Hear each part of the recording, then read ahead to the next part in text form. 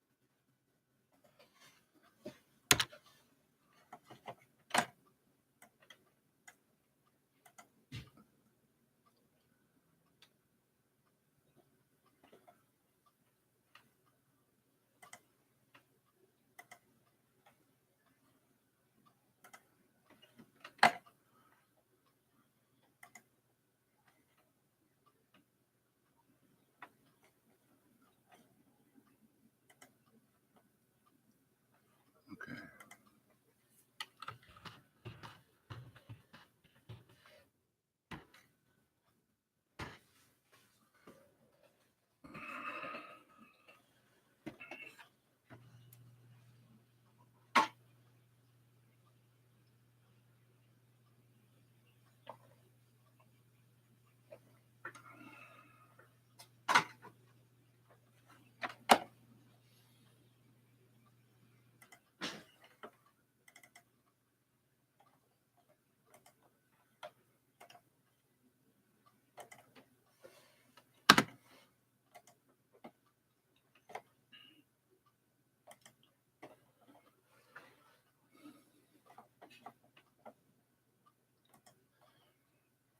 Yeah, hi. Can you hear me, Elliot?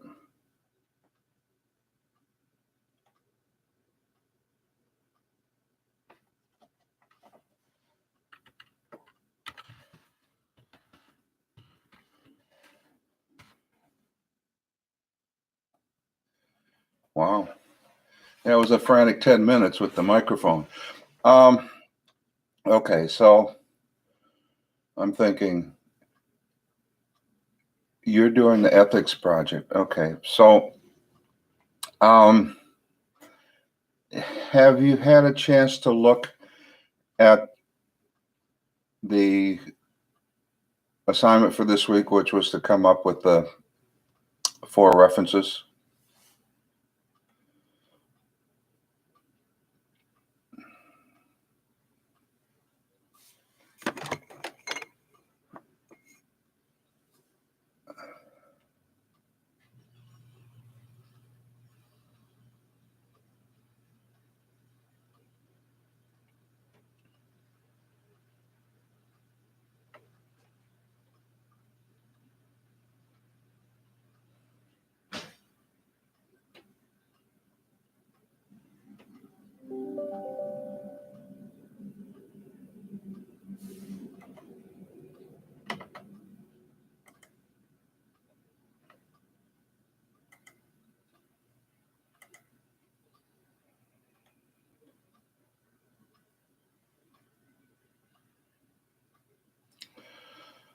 Okay.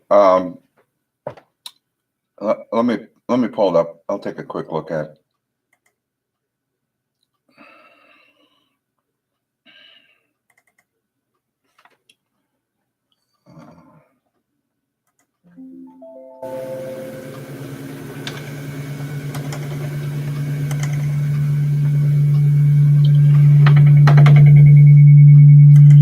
Feedback.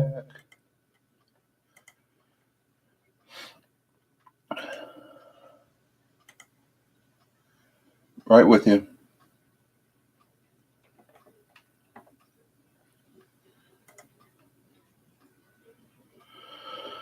Let's see.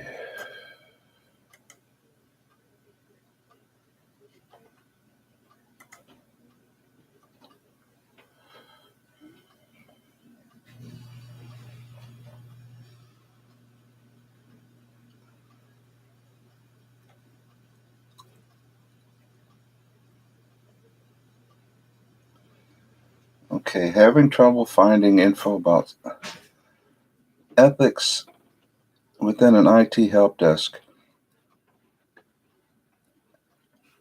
Okay, got it.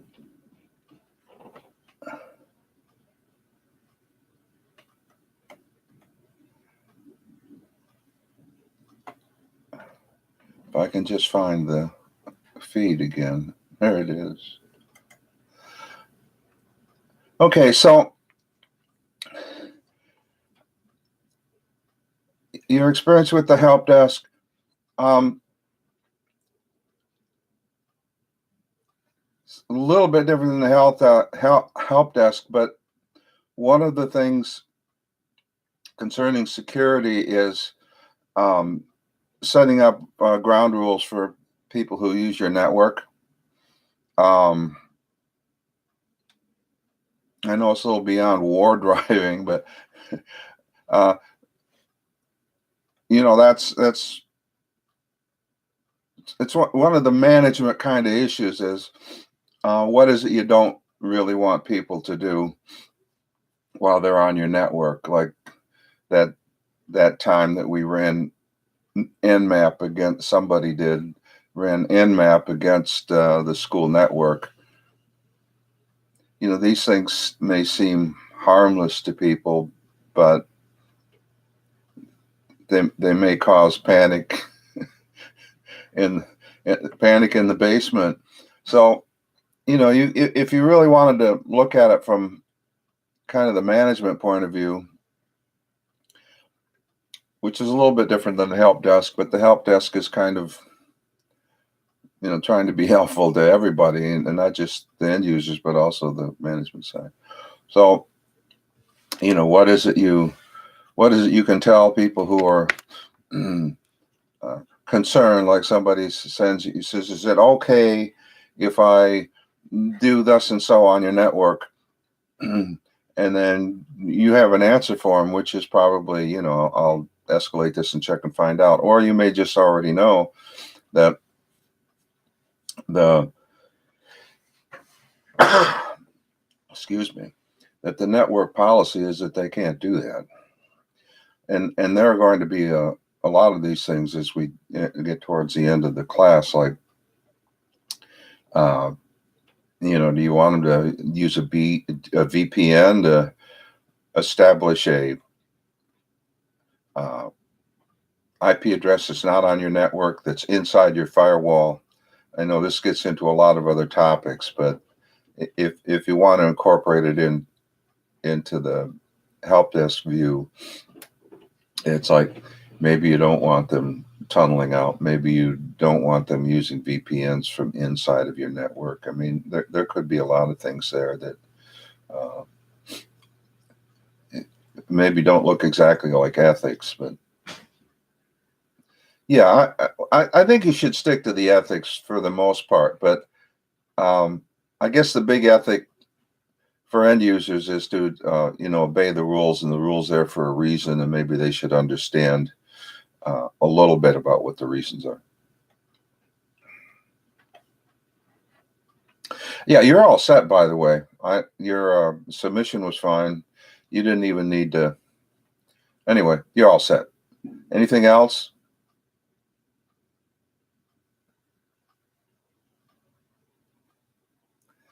That's good.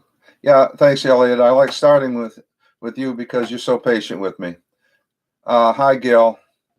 Uh, you're I don't know, but you did. I start with Elliot because I get to experiment with the microphone. He's very patient with me. So I think the mic is working. If you can't hear me, let me know. Um, so Gil, let's see if I can find your topic here. Good enough. Gil, what's your topic? I could look it up, but um, or have you already done the bibliography thing and we're just all set? Ah, Gil, all right. Yes. I think about you a lot. Uh, in fact, I'm going to mention physical security in class pretty soon with the Chinese woman who yeah, Ethan. Well, just let Ethan do all the projects, and we can just take a break. We're gonna mention the Chinese woman that got into Mar-a-Lago and how, this is like the Secret Service. This is protective services for the President of the United States.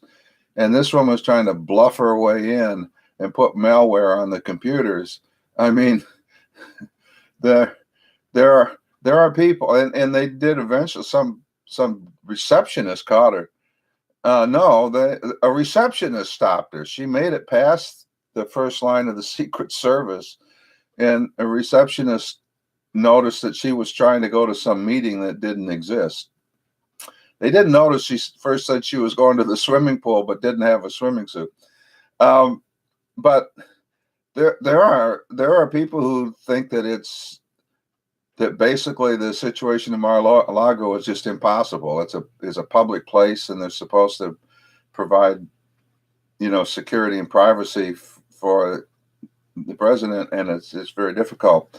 But I just think that the fact that woman could almost bluff her way in there with a thumb drive that had malware on it to just, they don't need hackers. She was worked for the government of China, evidently.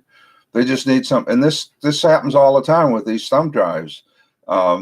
Theoretically, as near as I can tell, now I've forgotten the name of the worm, but when they shut down the Iranian nuclear reactor, nobody claims responsibility. Theoretically, all they did was take a thumb drive and throw it into the parking lot at the nuclear reactor site. Somebody picked it up and plugged it into a machine, and they destroyed all their centrifuges that were making uranium.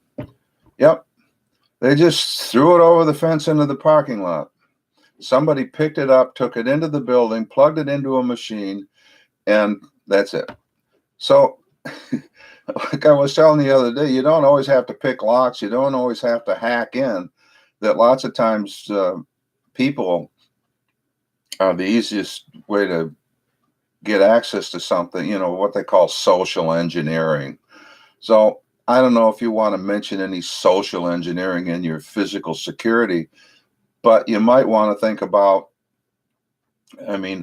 one of the things you can do, I think, is lock down the USB ports. A lot of places don't let them have them. Yeah, as a protocol, yeah, I don't know. Uh, I guess as a protocol, one thing you do is that if you have a USB stick, that it's got to go through some kind of virus scan before you plug it into any of your machines, and that's an absolute fact. I don't care if it belongs to you. You're still going to virus check it before it goes anywhere near those servers.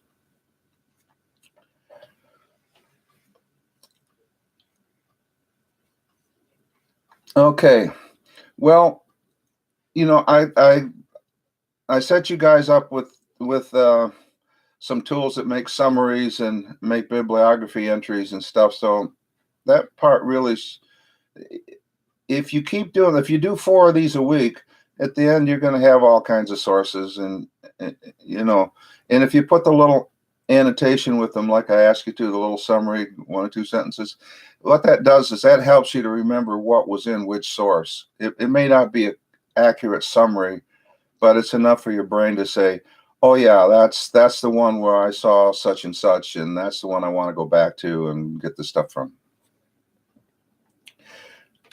You found a version for it on Firefox. What version of which is that on Firefox?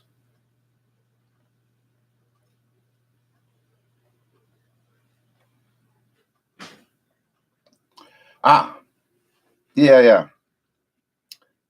I, you know, I actually spent some time, and good, if it works, that's fine. I actually spent some time finding those because a lot of them were just cluttered with ads, and they were just ugly and hateful, and I didn't know what they were trying to do to my computer. You know, stuff was popping up, you know, was something I looked at Amazon was popping up at me while I was trying to make a bibliography, and or yeah, bibliography. So I finally found one that they didn't do that, and that's the one I handed off to the students. Some of them are just junk. Anything else? It was good talking to you the other day. I'll be in again Monday. We are gonna make a visit to the IT. I don't know how much they're going to tell us about physical security, but they probably won't give us a key. User permissions as okay. So you know, limit yourself to Linux. We may actually be running some Windows in there. I'm not sure. Haven't even looked at the new machine because the power setup's still not hooked up.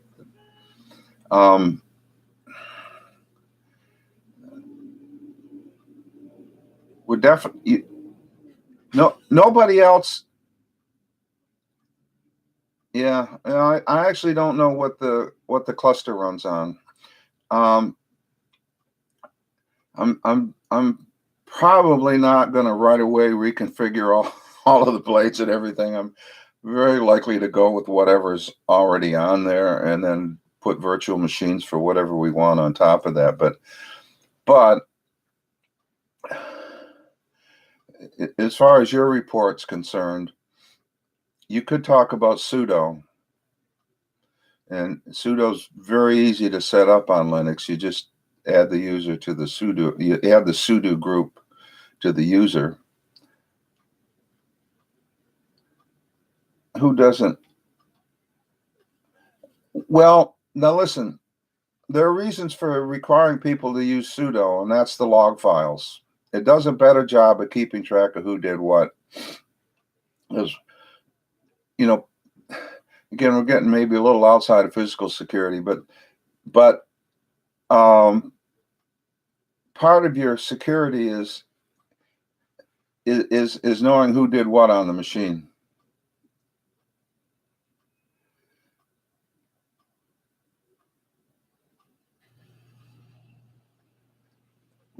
Right. Yeah, that's what I'm saying. But we really don't want to use the root account basically for anything. We don't want to log in with it. We don't want to manage the system with it.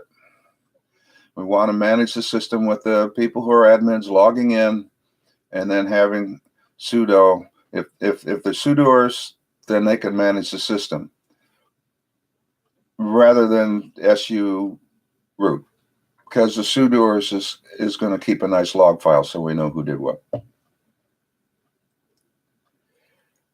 I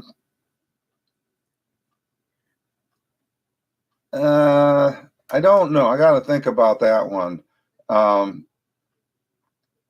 Because the machine comes up in different modes, and I don't know what's going to happen in single user mode if you don't have a root account. You can check that out and find out, but you know, sometimes, so when it boots up in, it'd be like safe mode or whatever you want to call it. I don't know whether it's running sudo or not. Sudo would have to be actually running. Yeah, and you have to account for things like single user mode, because there might come an instance when you wanted to use it. So think about that. This is why you're doing research. You know stuff. You'll know stuff I don't know. The students will find out cool stuff they don't know. But yeah, I think mentioning sudo is a good idea. But again, the physical security, there's a lot of territory there, because you can compare different kinds of physical devices, like different kinds of password readers and a lot of things. In the other SciComp, I don't even know there is another SciComp. Oh, there's another computer science lab. Oh boy. Yeah, and you have I'm not going to say VirtualBox. I'm not sure. That's not going to help you much. Yeah, okay. Yeah, don't break anything. So yeah, I think the thing to do is just do some bibliography work and get that pushed up to the thing. Yeah, I try not to too, but I always seem to manage to break something. I don't know. Try not to break the whole network. Don't break the internet. Okay. Anything else? It's always nice chatting. Makes me feel useful.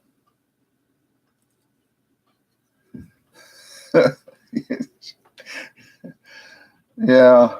Well, that was an episode of the IT Crowd where they told their manager, who knew nothing about computers, that she'd broken the internet. No. It was a joke.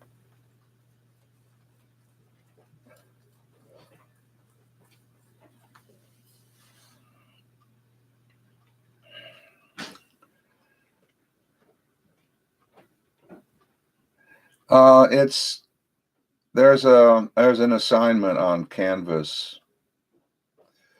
I would put it in Word, because when you get it back, the links will all work. You put it in plain text, they won't work.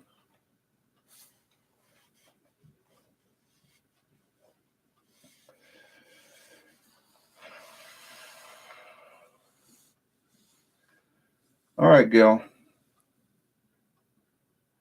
Yeah, PDF's fine as long as you can edit it. I don't have a PDF editor myself. Okay. Have fun.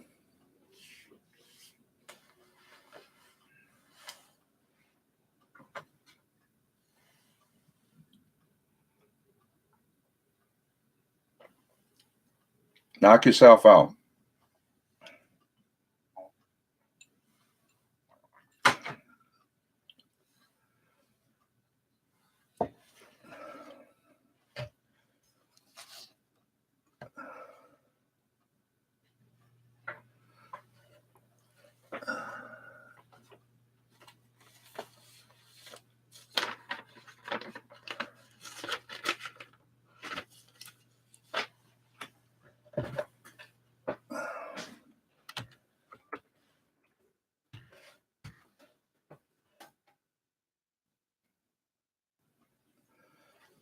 Daniel.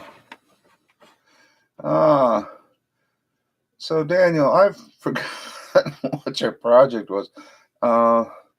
Let's see. Maybe some little magic text will show up on the screen and it'll help me remember. You're not doing that. You're not doing that. So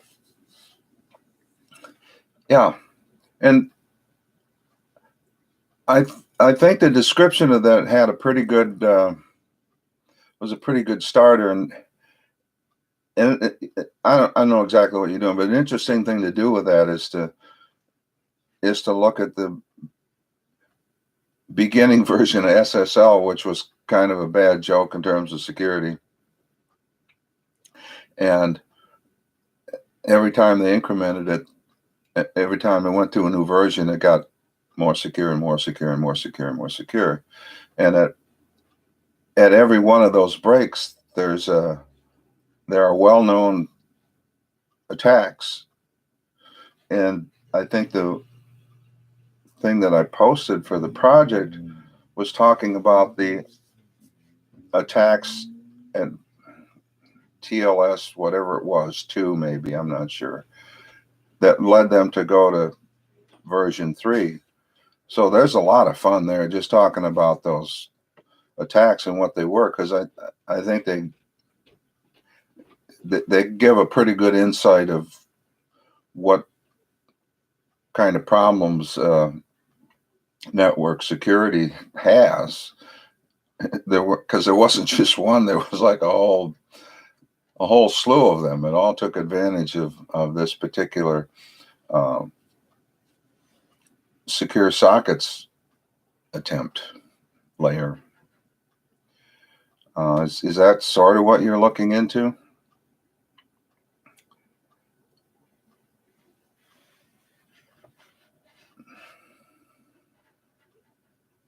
Yeah, because so I think that this, I mean, you could do a recap on what it is. I mean, we sort of have talked about it. You want to do a little summary at the beginning, say this is what it's for, what it's, where that it's, what it's trying to do. But if you haven't done the bibliography thing, you can just search for those attacks and find a reference for some of them and do that.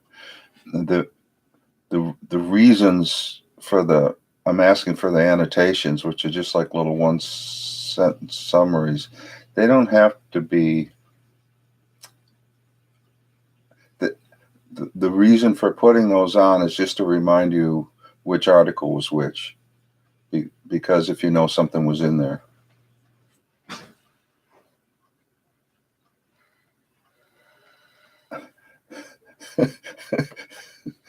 Yeah, that it's the age-old problem between security and usability, right? They don't want to encrypt everything all the time everywhere, so there were compromises made. We'll do this, we'll do that. If at some point, as we were showing in class just today, we've authenticated who that message is coming from, and then we're off to the races with our shared key. We don't keep re-authenticating it. So because encryption takes up a lot of processor power, and so they try to avoid it. I mean, that's the problem. As the machines get more, and again, you can look at this. I suspect a lot of the problem was at the client side of things.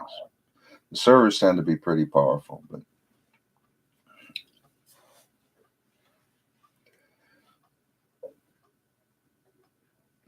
it even works on the Android, right?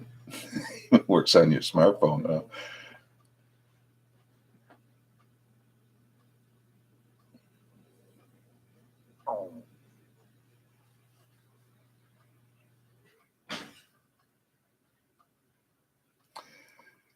Well, Daniel, I hope you're having fun. And I assigned the topics. I wanted to get everybody started because I don't want this panic at the end of this semester. And I want the presentations to be nice. Not everybody to be happy and learn something.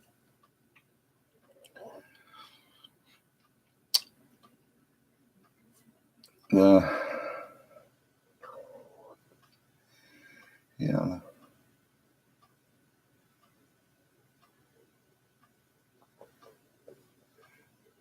Yeah, that host name comes up someplace else too. Trying to remember, but anyway, it wouldn't be your topic.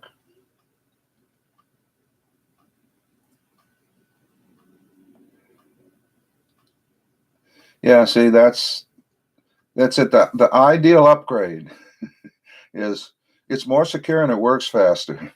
That's like nirvana for the network, right? And sometimes that's going to come down to, well, you know how we used to let you do this before? You can't do that anymore. It's just too much. You want to negotiate encryption? No, not so much. So yeah, bandwidth. You might look up the definitions for those because I always screw them up. The difference between bandwidth and throughput, unless you already know that one. But that's kind of a trick question on somebody's test, not mine. Yeah, that's the thing about we used to let you negotiate, but if we let you negotiate, why bother improving the security? Because you're just gonna, if you're trying to hack us, you're just gonna downgrade. So, okay, Daniel, anything else? Yeah, that backward compatibility thing is what stung them with Windows 98 with SMB and all of that. You can't even have the old equipment on your network anyplace anymore.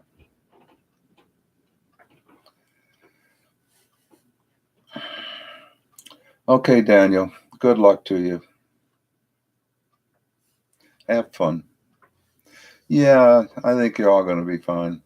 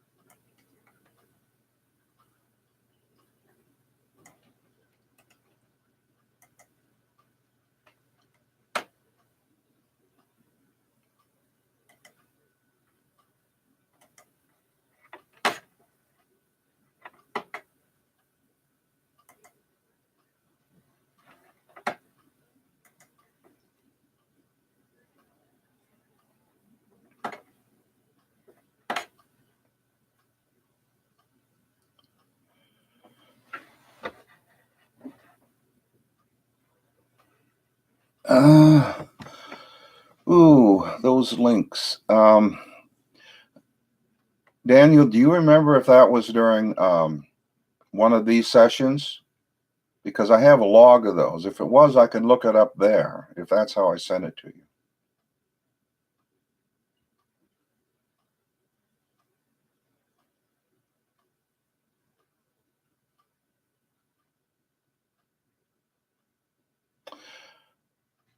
Okay. I'm going to make a note of that. Hang on. I got to get a notepad.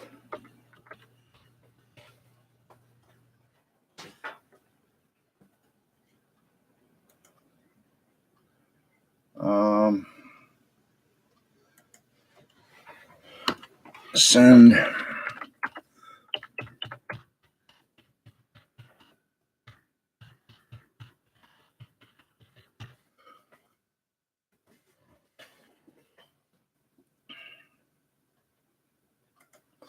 All right, I got it. I'll send those out to you after I get offline.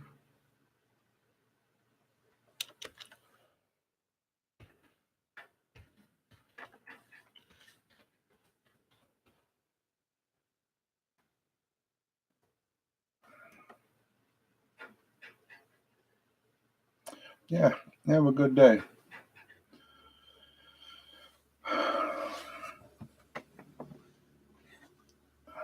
Let's see. I'm looking for Rosie.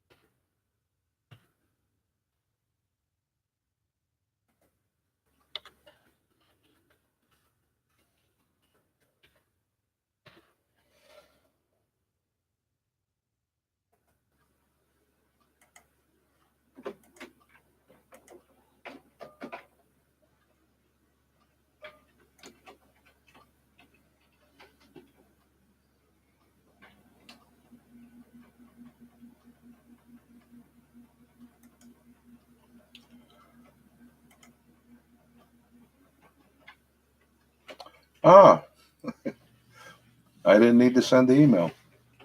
I was worried because I restarted a couple of times and had about 3 different URLs, so I didn't know whether you caught the right message. Okay, Jacob. Um,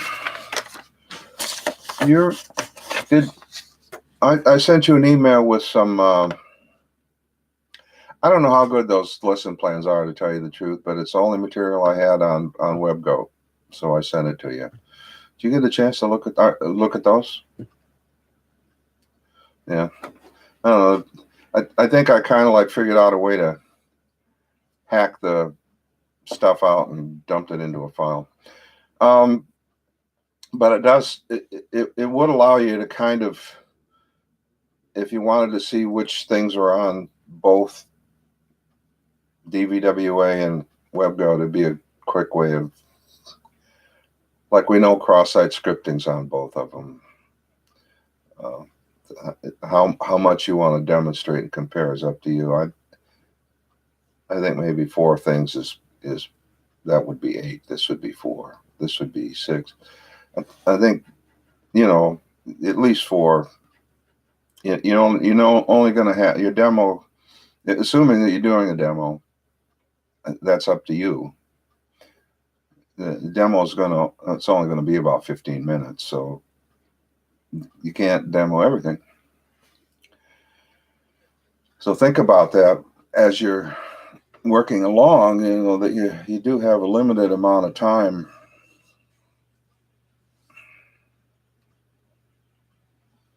That's kind of what we're doing here, is working out the scope. Okay, a presentation would be, that's fine, but you still got to consider again, that is, you have about so much time. So time is really, believe me, time is strange, right? When things are going well, time is your friend. And like Tuesday, when things are not working well, it seems like it's just rushing by. I thought we were done with the class and we still had an hour left, just because of all the issues that came up. So just keep in mind, you only got about 15 minutes. You're going to want to try out the presentation before you give it.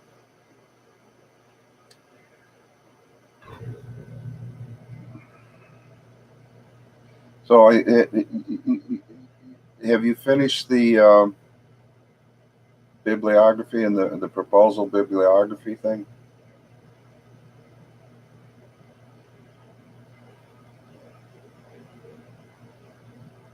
If so, you're all set. If not, then maybe you can ask me a question about it.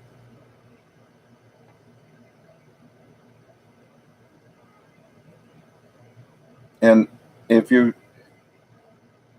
might put that comment about presentation. All right. So, and did you put a comment in there about you're going to do a presentation and not a demo?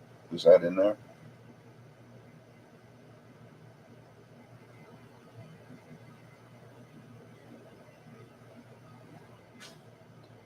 Anyway, you're allowed to change it.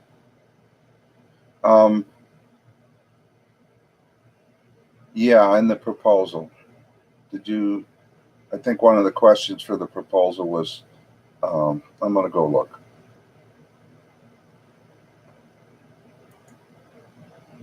Uh, I'm not here right now. I'm looking at Canvas.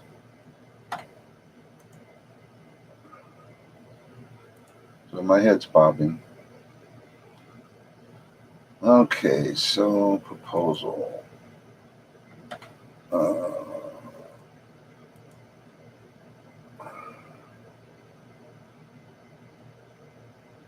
Da-da-da-da-da-da-da.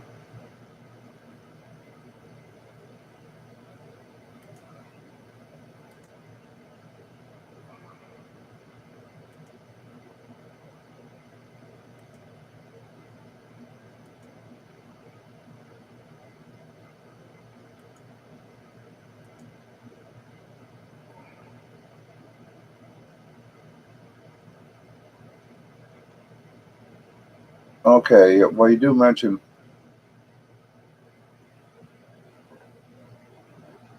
representation, so that's fine. It's the proposal's a little sparse. Um,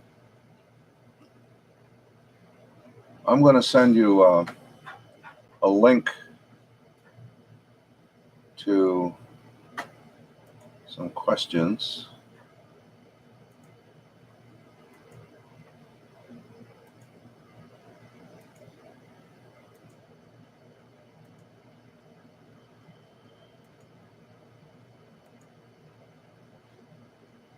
As soon as I figure out how to do it.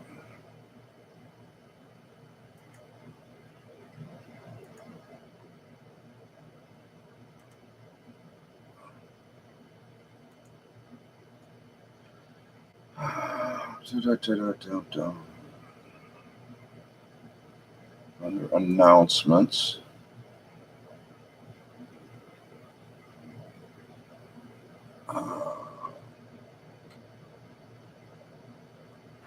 Project proposal assistance from the instructor.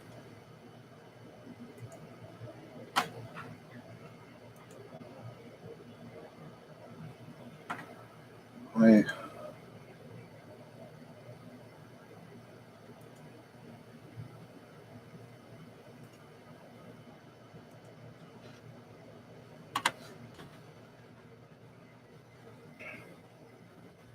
Yeah, have a look at those questions. See if there's anything you can add to the proposal. It's a little sparse. It does as far as the scope and so forth.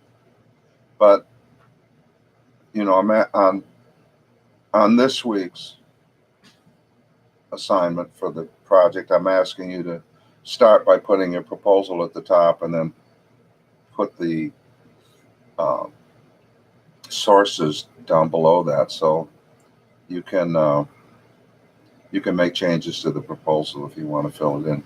This is important for you, so that, again, like I'm saying, you've only got so much time. You're only going to be able to do so much. You got to figure out what's important. You got to get a focus on the thing. So take a look at that, see if it helps. So yeah, there's two parts to this week. One is proposal is once again submitted at the top, and under that. And what this allows me to do is to look at your proposal, and then to go look at your sources. And you should do this in Word so that I can click on the links, or PDF or something where the links are active, and I can and see whether the materials you're looking at are relevant to the project that you're doing. And then maybe next time we meet, make some reasonable suggestions about some other sources you might use, or some way you might improve the focus on the project. That's just kind of my way of observing what you're up to. Does that make sense? I think. And I've tried to make this relatively painless by providing the questions for the proposal, and on the sources, giving you those links to the thing that summarizes it and the thing that makes the citation. And the reason the annotations don't have to be all that focused. Those are going to be there for you when you go back and look at these sources, to help you sort out which source actually had that thing in it that you're looking for. Because just looking at a name of a website or something isn't going to necessarily remind you what was actually there that you were looking at.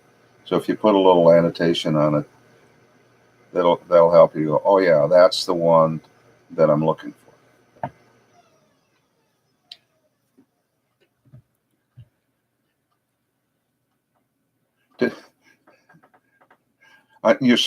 You're running Docker for WebGoat, and that's working, right?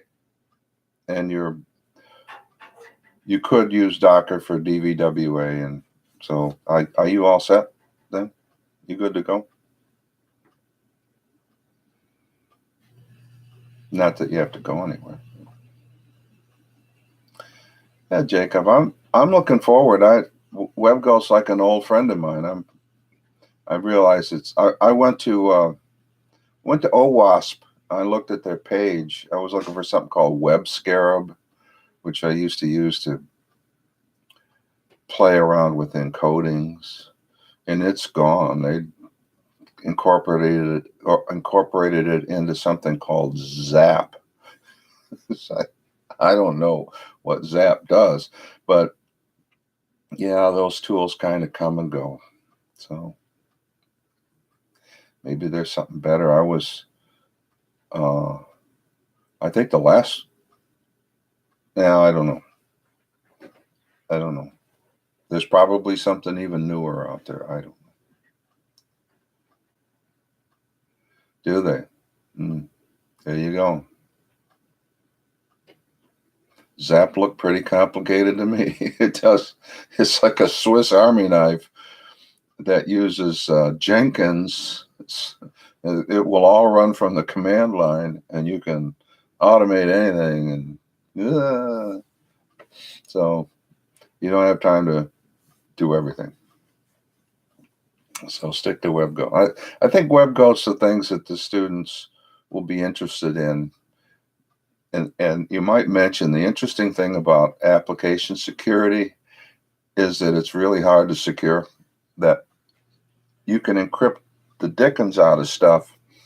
And at some point, and you can have firewalls, but at some point, it's got to come through the firewall. There's got to be some way for things to get in. And at some point, it's got to be decrypted. And that's now you're up at the application layer and you got something there that's been decrypted and has made it through the firewall, and it can still have vulnerabilities in it. And that's why application security is kind of a fun thing. Okay, Jacob. If they would, I got one little tidbit for you. Remember yesterday we were doing host allow, and you asked me a question, right? Host allow, host deny. And host allow, we had SSHD for, let's say, Jacob. And then in host deny, we had deny everything to everybody. So if you're not on the allow list, you're not going to do anything. That's a whitelist. The other way to do that would be to, I don't know, create a blacklist. But the thing is, the whitelists are really work pretty well because it says exactly who you want to do exactly what you want them to do. And blacklists don't work very well at application security level. Like if you were trying to write a, now I'm going beyond your paper, I'm sorry. If you were trying to get obscenity off from your chat, it's like the stuff that Facebook is trying to do, where you're trying to do some censorship. You could try to ban certain words, but then people could just spell them wrong on purpose. Blacklisting is just a whole lot of fun. But the whitelist that we did with the TCP wrappers, that's dead bang solid. That's going to work. And you can, I think, also lock that down by username too, so that even if somebody's at your computer, they would still have to be logged in as you. I'll have to check that out. But okay, anything else, Jacob? Zap makes me nervous. I'm gonna zap something. All right, well, go bang out that. Make a few little changes to your proposal and bang out that bibliography. And good luck to you. And I'm looking forward to hearing what I know is going to be a real interesting for the student body. I think they'll like your report. Okay, bye, Jacob.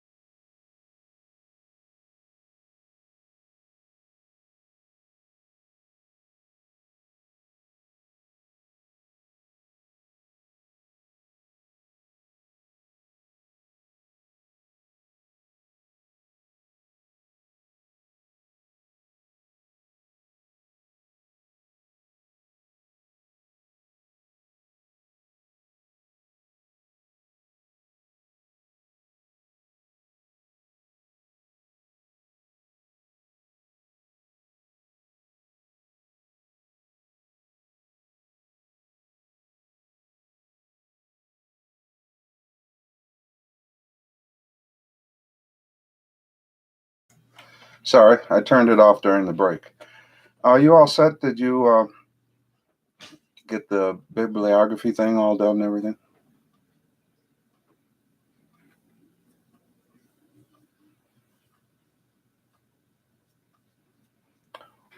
Or do you have any questions about it?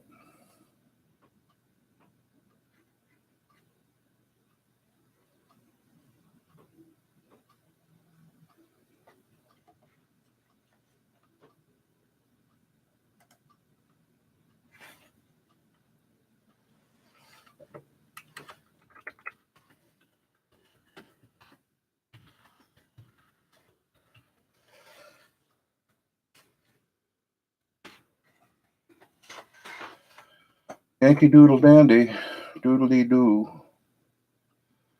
Mm-hmm. Making sounds.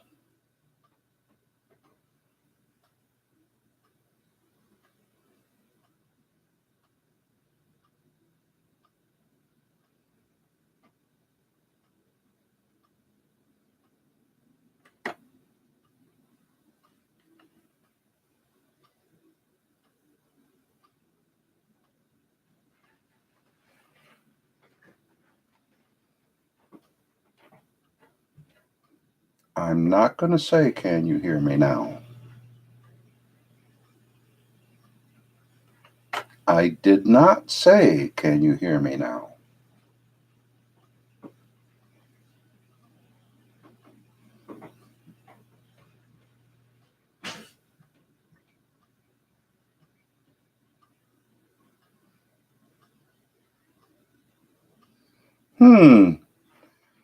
Well, it seems to have worked for the other guys. Let me check again. I'm tapping on the mic. I have a little green light blinking. You might turn up the volume, maybe.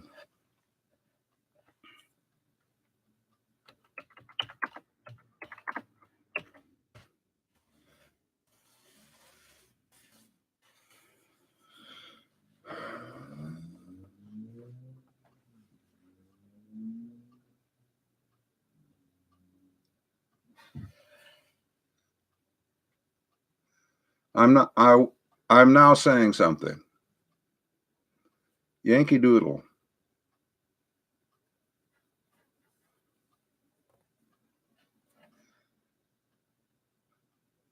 Okay, we'll use the chat.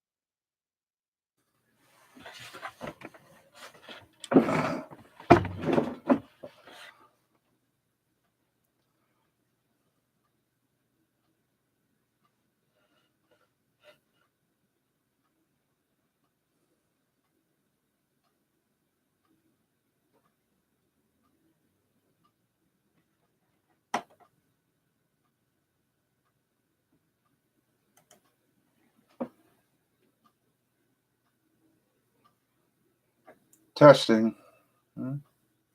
Seems to be working.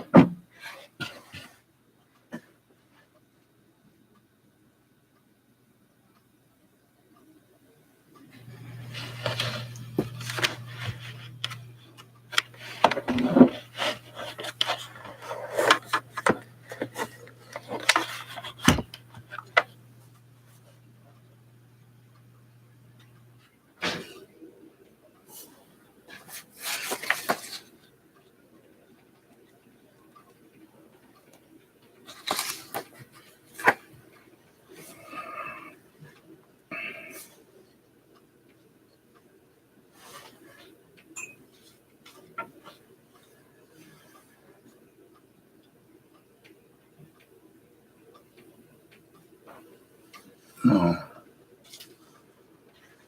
No.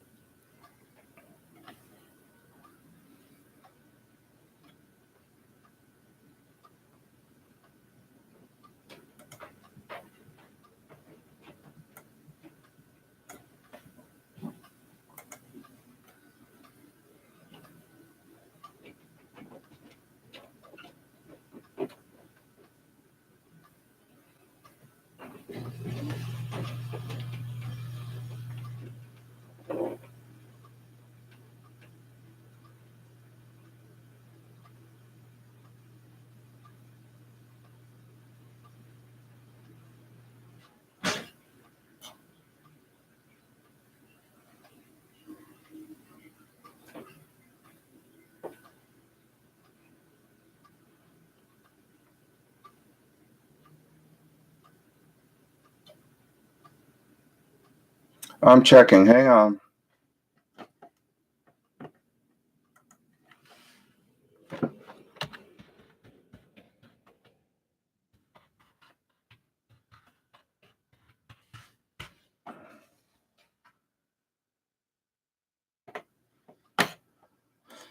Okay.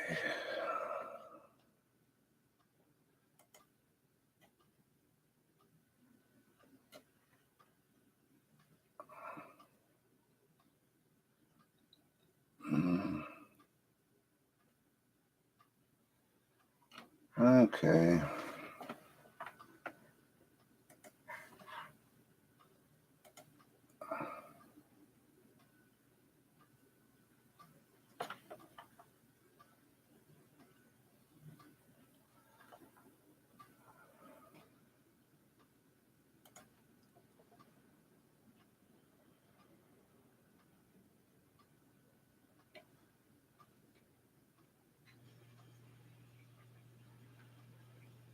Okay. Where am I going to find those things?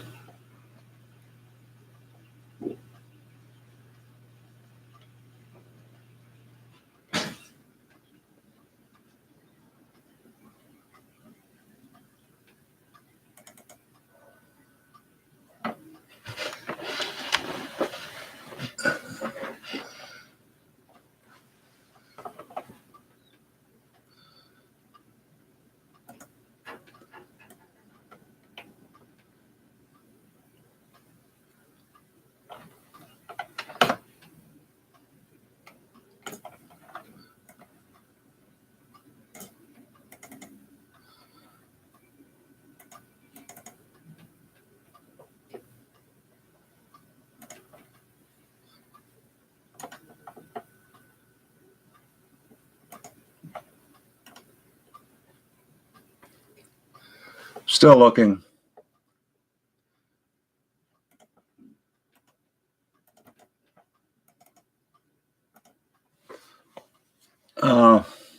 And not finding it. I don't know what happened to it.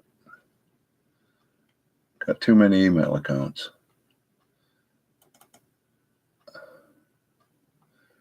Oh, boy. Okay. Look,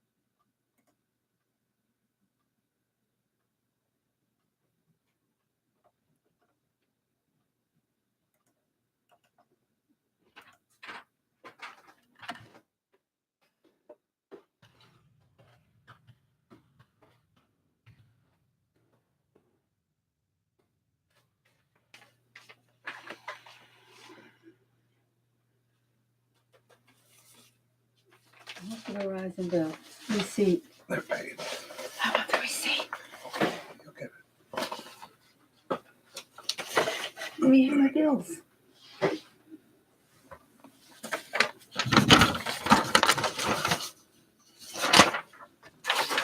I'll get the rest of it to you in a minute, okay? Oh, my bills. How about my other bills?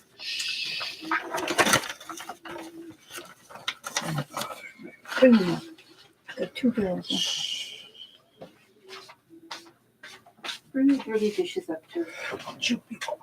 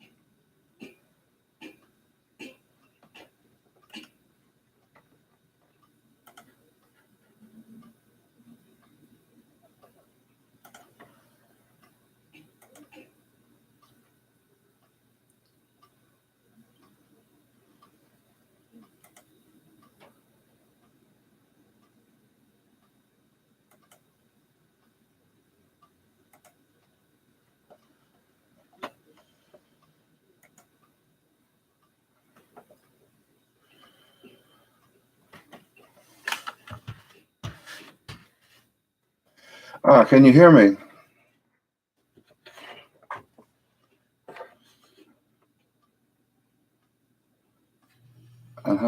Okay.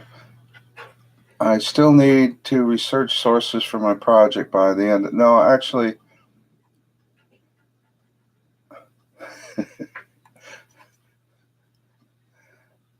Can I type more? Let's see.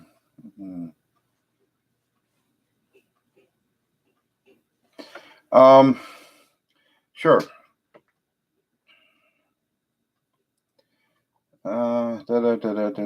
Responder, but I can explain.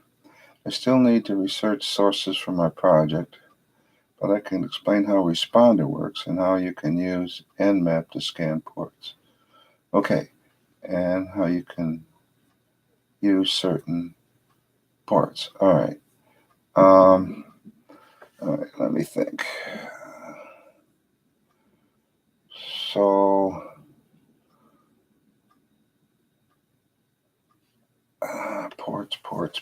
ports.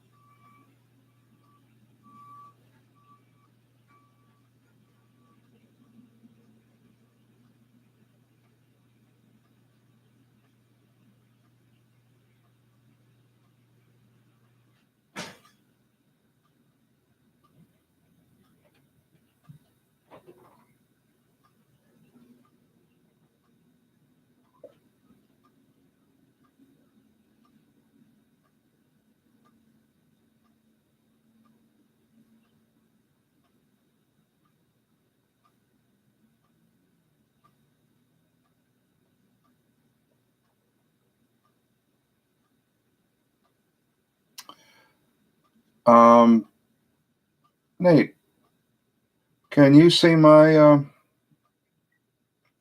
chat entries?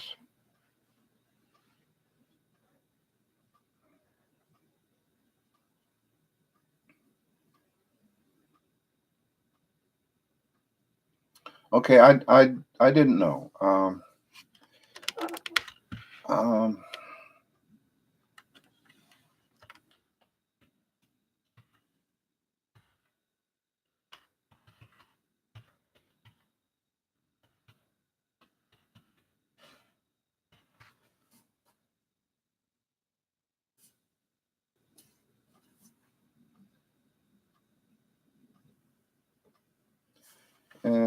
you get to design your scope.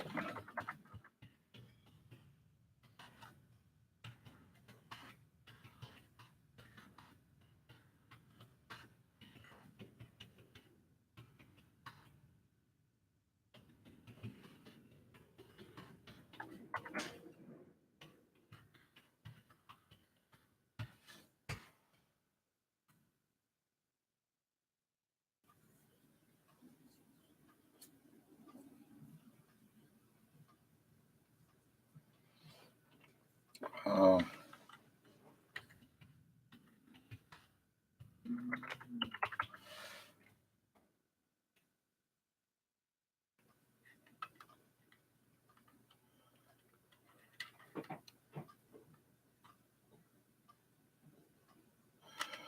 uh,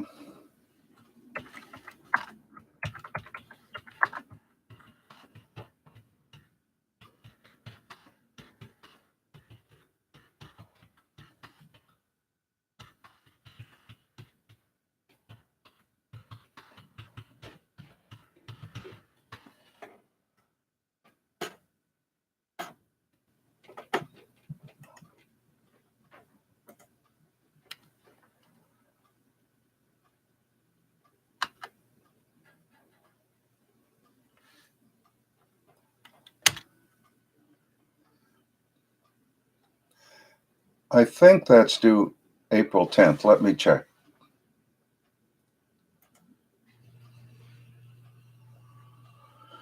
Doodly doo doo doo doo doo doo doo doo doo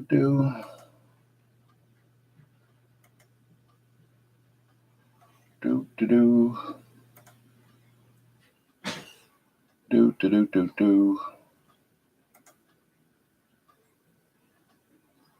Do do do do do. April 10th.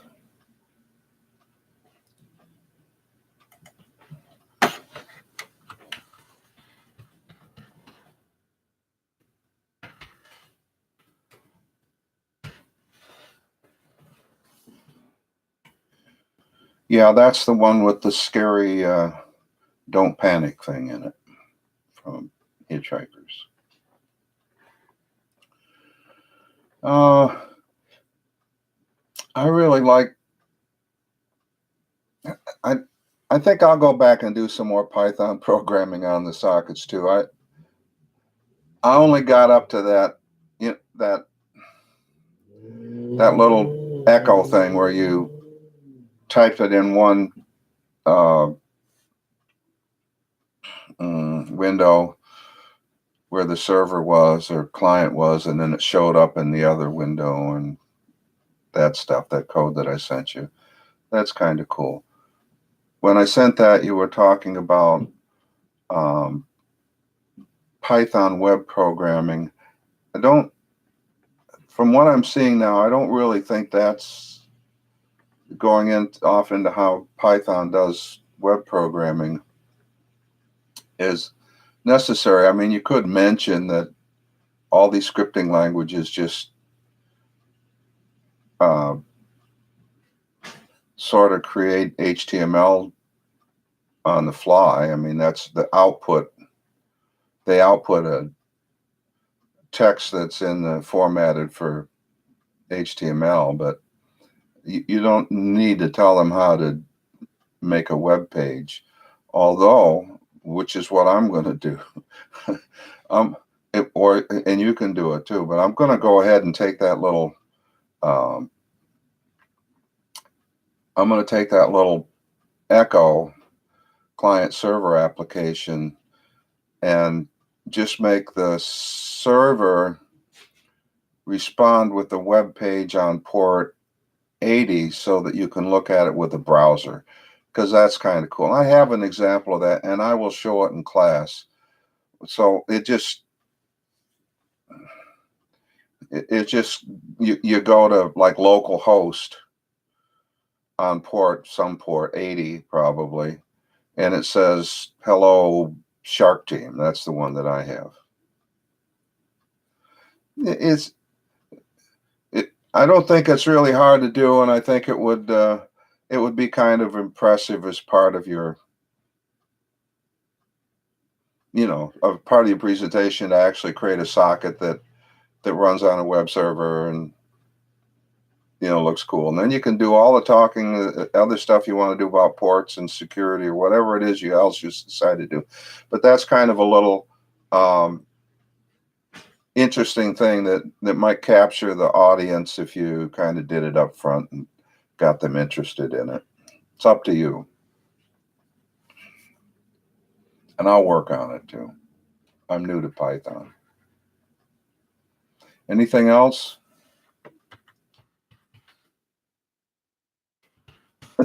That I typed out.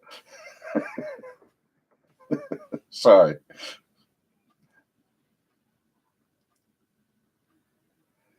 Yes, indeedly do. On Monday too. I mean, if you want me to, well, I know you're busy during the labs or during the tutoring. I am there usually about 3 o'clock in my office. If you want to bop by, that'd be fine. See you later.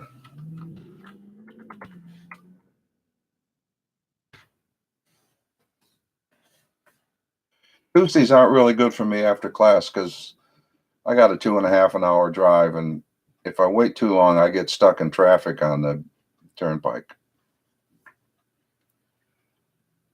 Okay, that sounds great.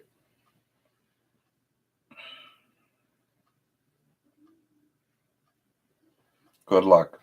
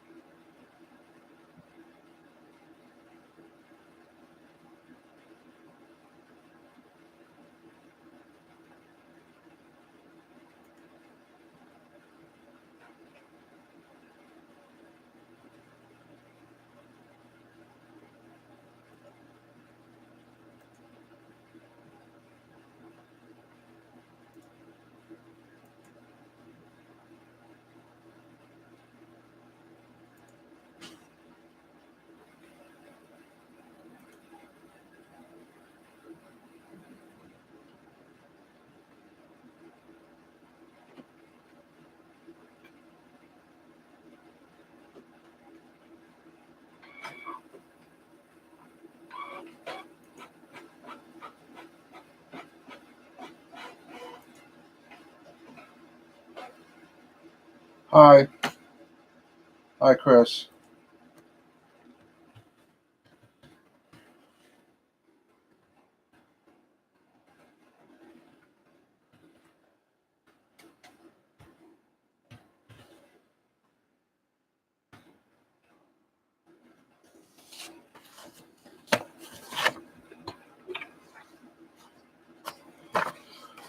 So, let me take a quick look at Canvas and see how we're doing.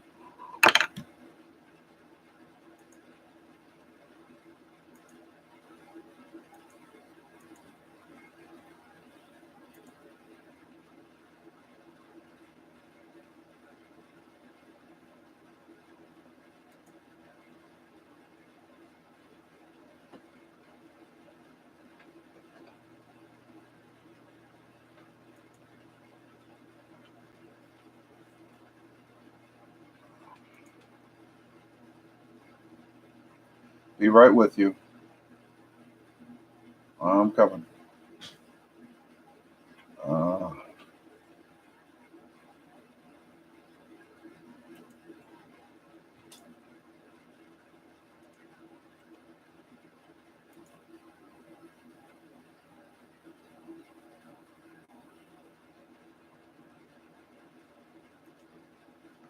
okay.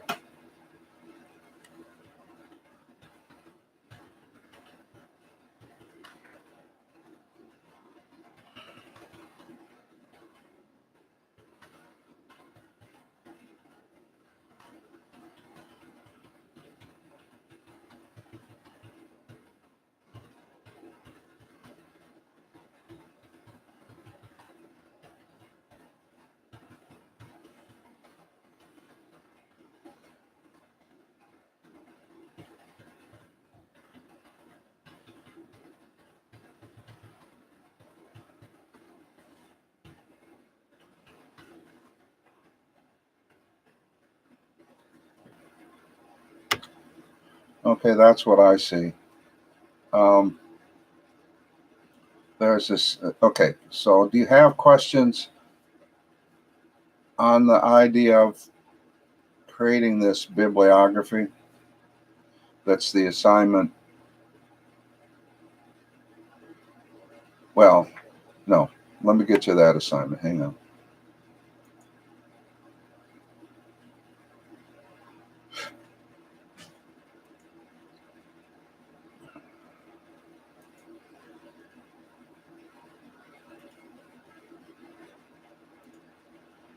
So this is the 410. No, it's about a week from now or so. It is a week from now. So the 410 assignment's asking for actually two things. Send the proposal over again. And I want you were a couple of points short on that, so fix that. That's what the first link, the message above is. And then here it's asking you to add sources to that proposal. Um, have you had a chance to look at that yet? If not, take a look at it now.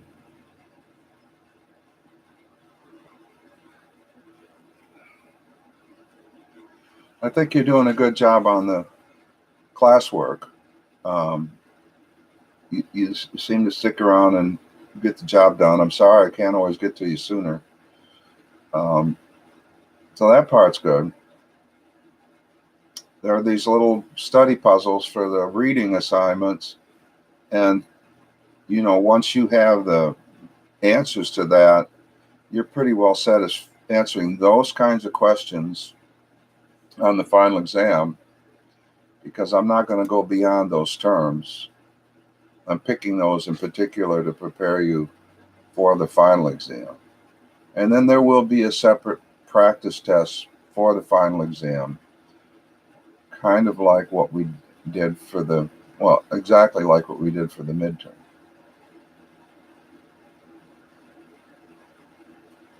But the hardest thing out there is this project. And I want you to keep up on the proposal and the sources and this stuff. because other people are losing points by not doing it. Some of them have just flat out lost a whole grade off in their project by just not submitting stuff. I don't know why, but that's what they're doing. So don't do that. Every time something's due, submit it. If it needs fixing, we'll fix it. And this gives me an ability to see what it is you're trying to do and what kind of materials you're coming up with. And that's why I do it, so that I can be of some assistance to you, and so that you keep working and keep going and make progress. That's why they're called progress reports. Presumably, we're making progress. So, what do you think of the link? Did you get a chance to look at it?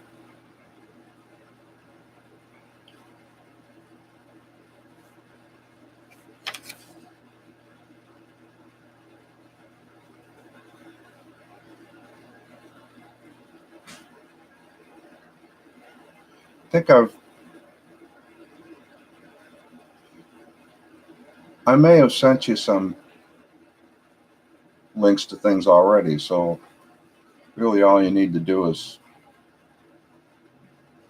plug them in the APA thing to manufacture the bibliography, and then go there and grab some of the text and run it through the summary thing and paste that on it.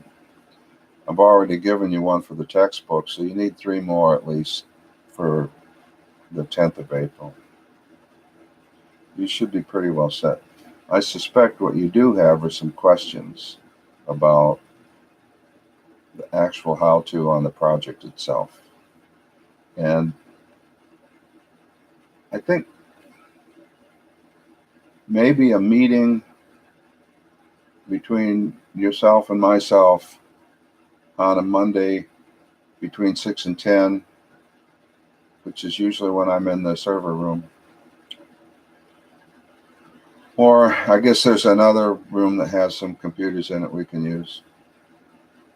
That's the one where the tutoring takes place, I think. We can actually do some of this stuff and give you a better idea, how Tower works and how the backups are going to work. Maybe set some of it up, make it work. I don't mind taking the time to do that, because I think it's an important topic for the class to know about. Does that make sense?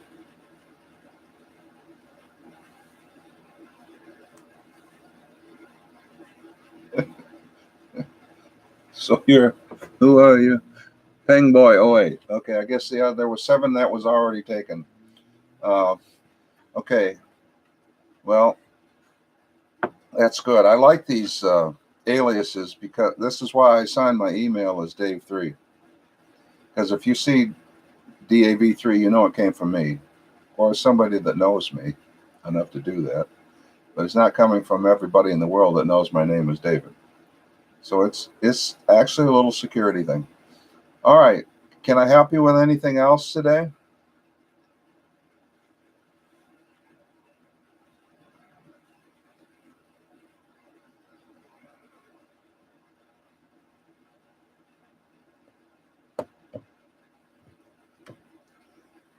Let me know if you want to meet up on Monday.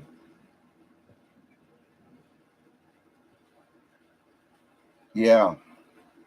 Sources. Okay. Well, let me again take a quick look at your proposal and see what I can tell you.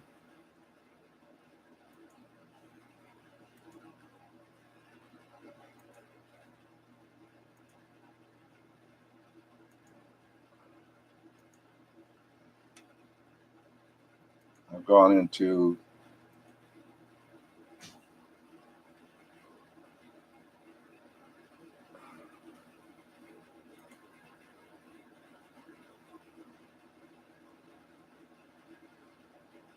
Canvas. I'm in Canvas right now.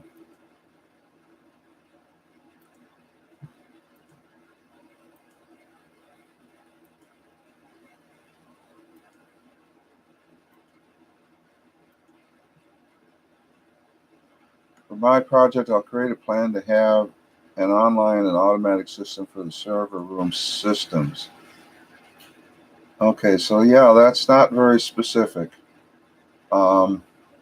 This is why I think the first thing we need to do, in other words, this is what I see.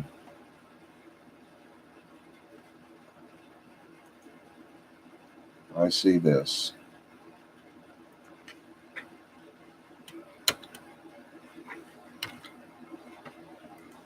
Oh, it's got 7 more characters than I'm allowed to have.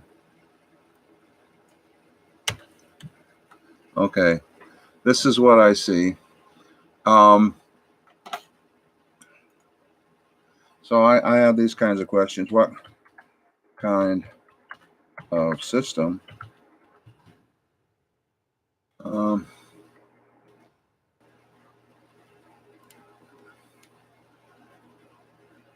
So we're gonna. That's something you want to look at. Is again, I did send you an email with a link to an article that listed 4 or 5 different mechanisms that do backups for Linux. See if I can find that. Hang on. The problem with these with the chat is you actually have to link on that thing and then bookmark it or something, because once the chat's over, you can't see it anymore, I don't think, without watching the whole video. So let me find that thing that I sent you.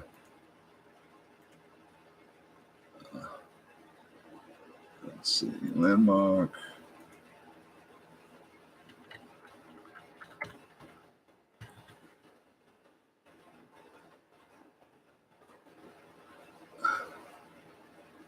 Some backup information. All right. The first thing I'm going to do is I'm going to resend this email to you. It's got some pictures in it. And so here's one of them. Actually, yeah, okay.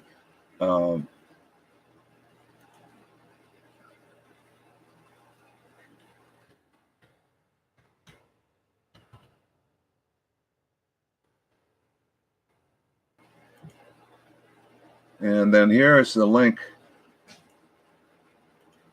So here's one source for you that I sent you. And here, you might want to bookmark this.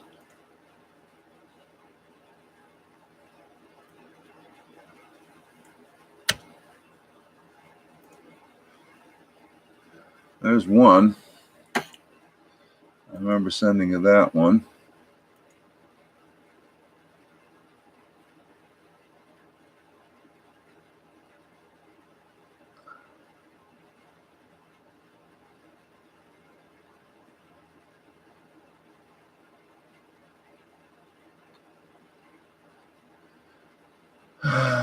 Still looking, still looking, still looking. Now you're.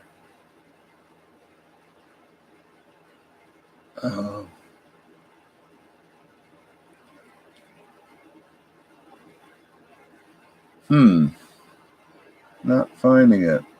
Hang on. Maybe it was in the chat the last time we chatted, all right?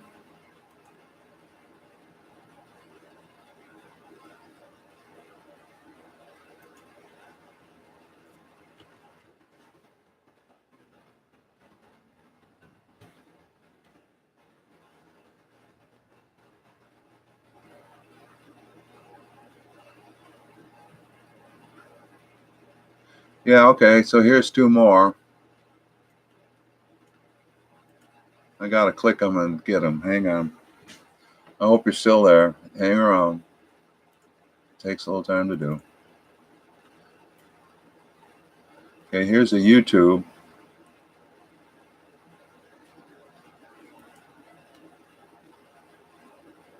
Oh no, it's not YouTube.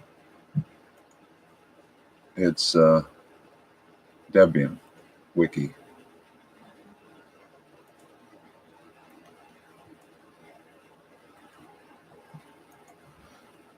Hey, here's another one. again, click on it, go there, bookmark it. And let's see what else we got. These are from the last time we chatted, okay? So when I send you these links when we chat, you keep them someplace. You can copy them and paste them into a Word document, whatever you got to do to keep them. Let's see what else we got here. I'm looking at the record from the last chat. Control click.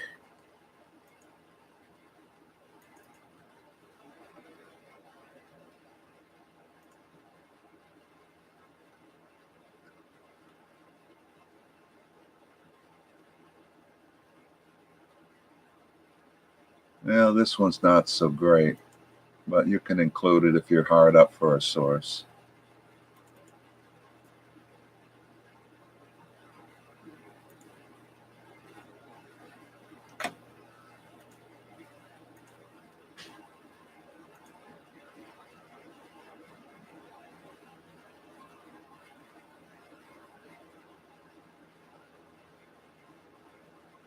Yeah, this is just another tar example. But anyway,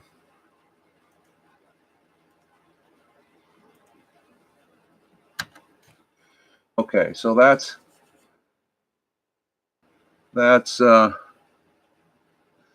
1, 2, 3.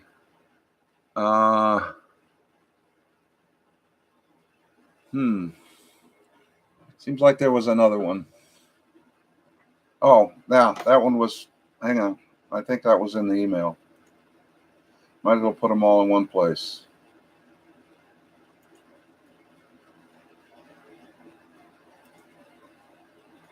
Oh, really?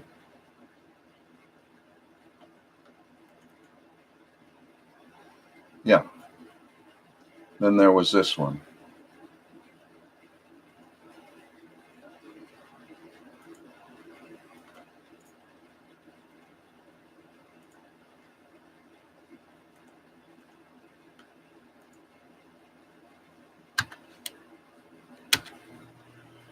So that's 4 plus 1 here, which is in the assignment itself. There's one for the textbook. Well, it depends. You have to see if the textbook talks about backups.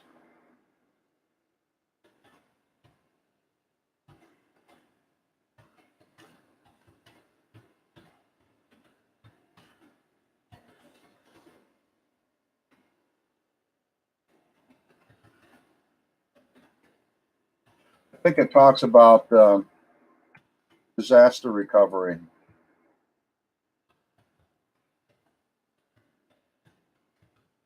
Policies.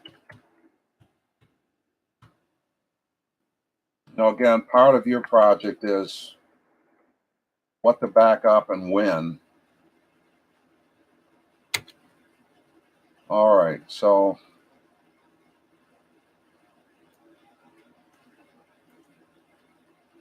I hope, is that helpful? But now you got enough stuff to do the assignment.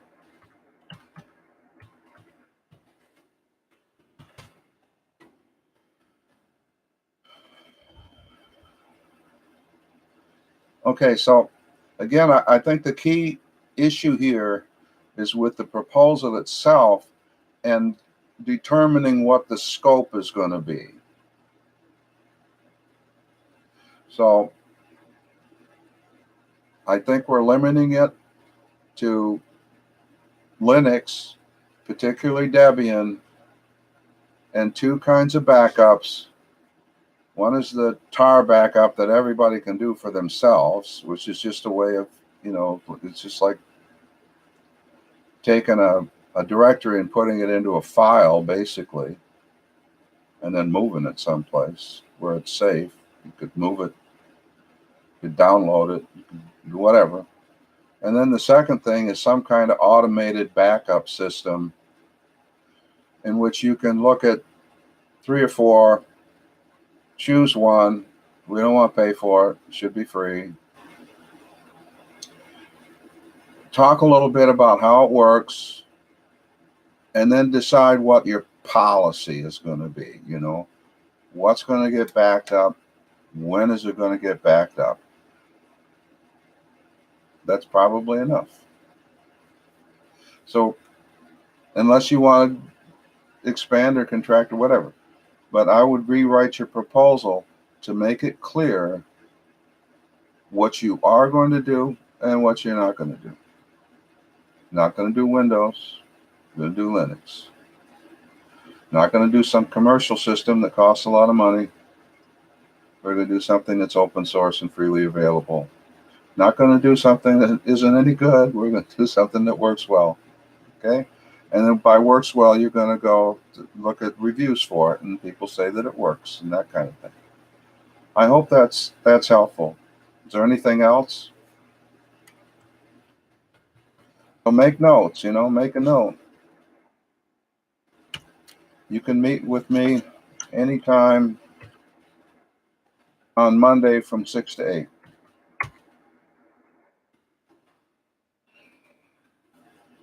And we can do stuff. We can actually do tar.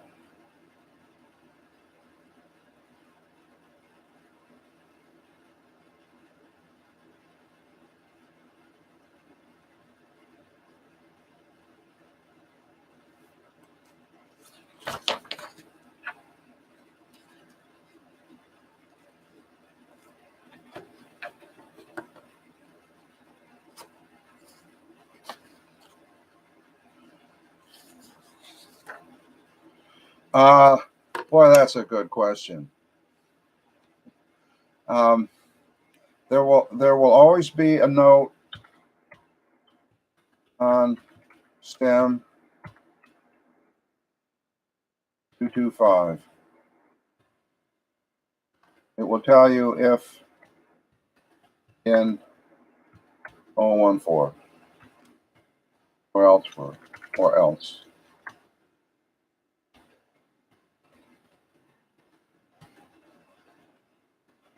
Typically, I'm in my office 225 from 6 to 8 meeting with students. If there's server work, I might be in 014. If you and I want to meet in the room next to our classroom where they do the tutoring, if there's machinery we can work on there, we can meet there. And then I'll leave the note for the other people to look for me there. But right now, let's say, as far as meeting up, 225. If I'm not in 225, there'll be a little card up on the nameplate telling you where I am. I always do that. Okay?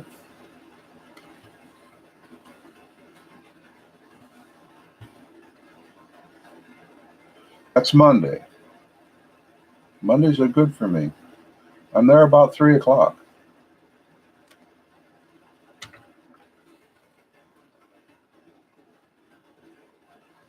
So long.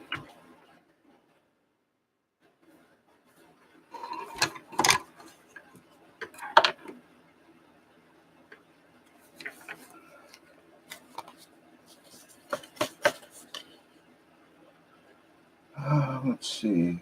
Ethan.